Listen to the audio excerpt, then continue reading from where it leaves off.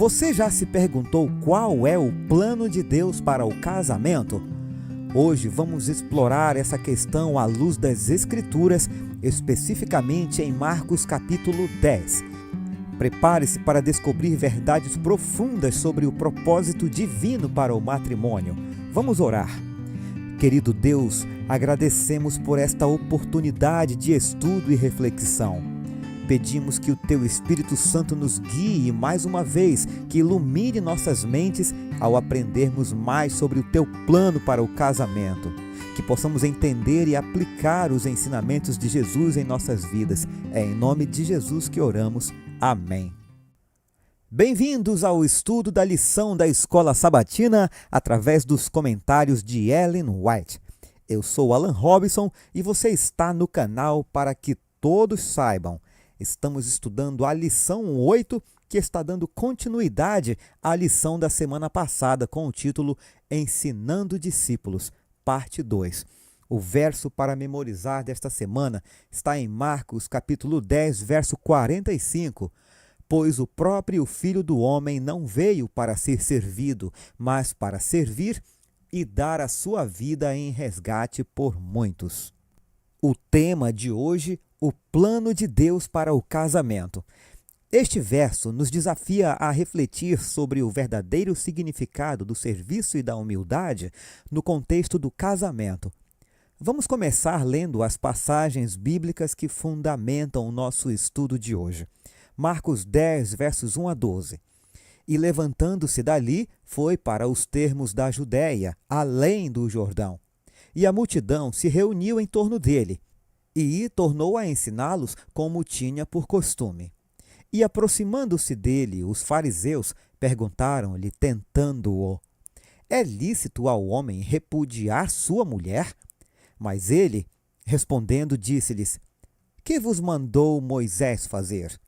E eles disseram: Moisés permitiu escrever carta de divórcio e repudiar. E Jesus respondendo, disse-lhes: Pela dureza dos vossos corações vos deixou ele escrito esse mandamento.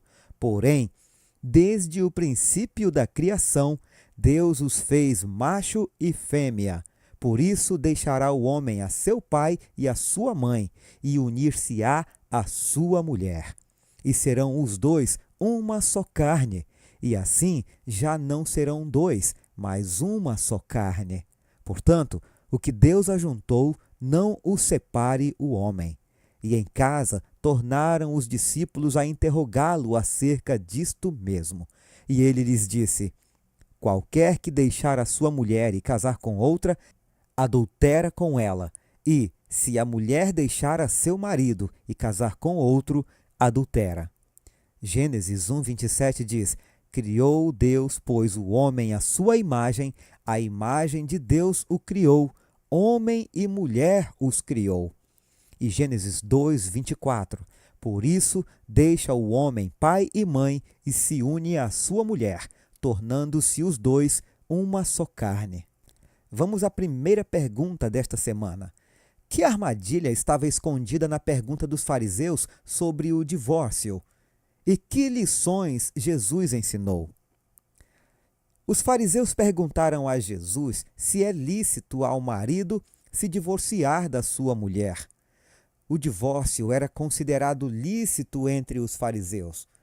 No entanto, eles discutiam em que casos isso seria aceitável.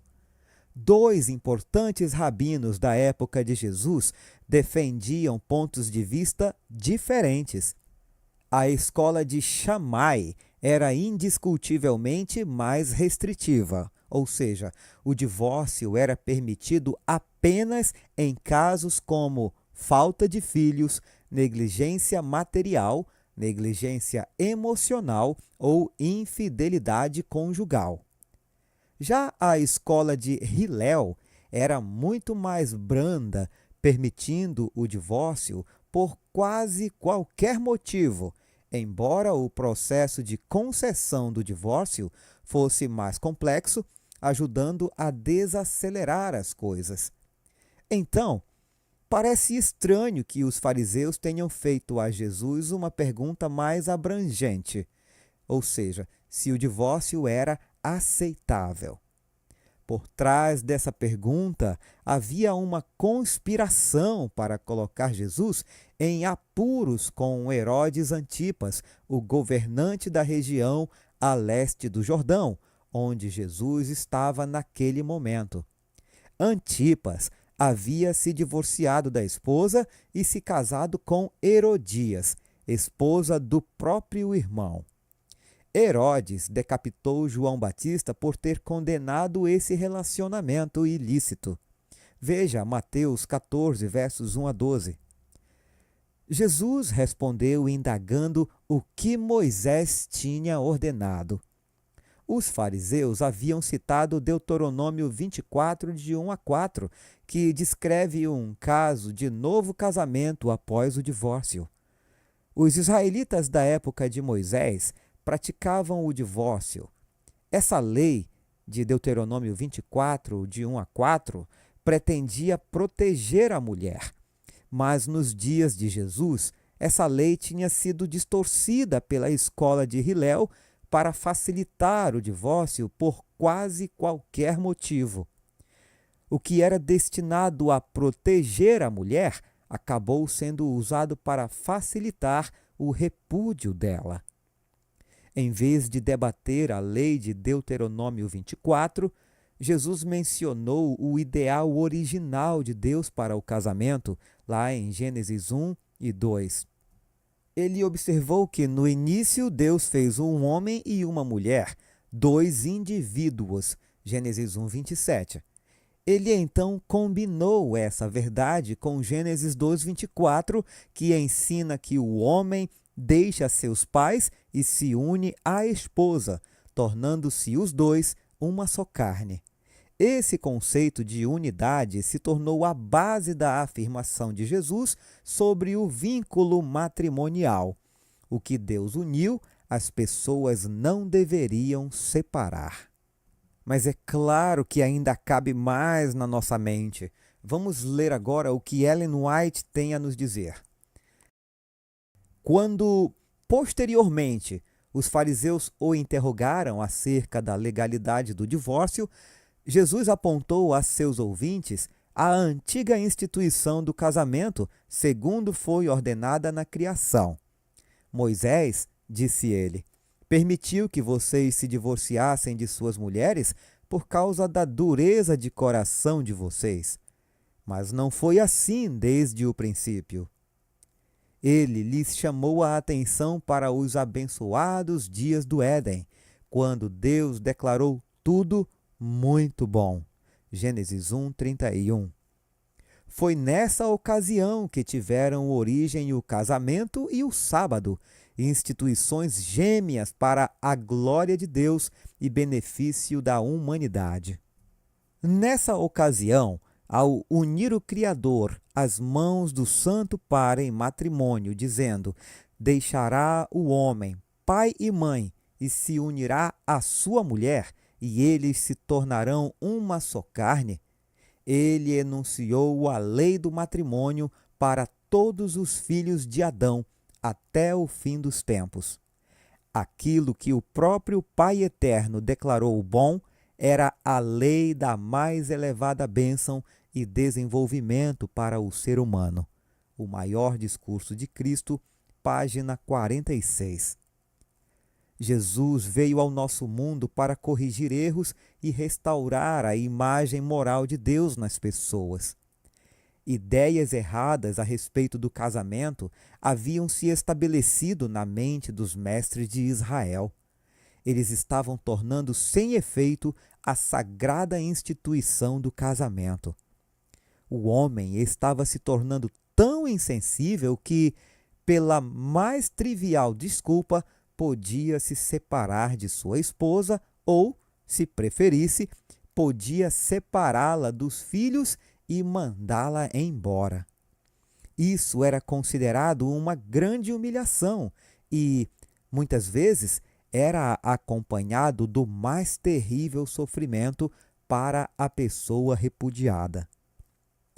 Cristo veio para corrigir esses males, e seu primeiro milagre foi em um casamento. Assim, Ele anunciou ao mundo que o casamento, quando puro e incontaminado, é uma instituição sagrada. O Lar Adventista, página 279. O próprio Deus deu a Adão uma companheira. Proveu-lhe uma auxiliadora, alguém que o ajudasse e lhe correspondesse, que estivesse em condições de ser sua companheira e que poderia ser um com ele, em amor e companheirismo.